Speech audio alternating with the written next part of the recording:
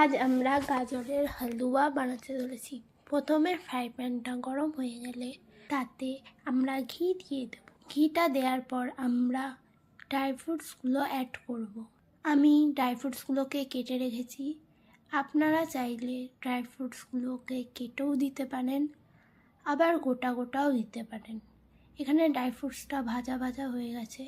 আমি এখন এতে গাজর কুচিটা দিয়ে দেবো। আমি এখানে 5টা গাজর দিয়েছি, আপনারা আপনাদের মাপ অনুযায়ী দেবেন।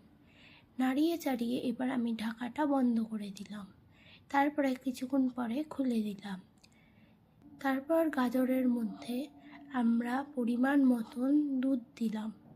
আমি এখানে 5টা গাজর নিয়েছি বলে একটুখানি দুধ ঠিক আছে, আপনারা আপনাদের মাপ মতন নেবেন।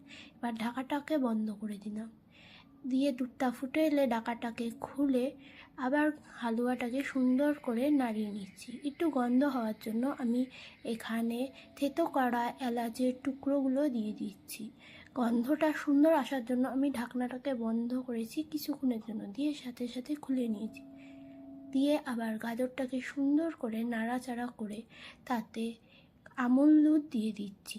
আমুল দুধ দিলে আরও সুন্দর হবে হালুয়াটা খেতে। এবার নাড়িয়ে নিচ্ছি হালুয়াটাকে, দেখবেন যাতে দুধগুলো দলা না পেকে যায়। এবার আমি চিনিটা দিয়ে দিচ্ছি।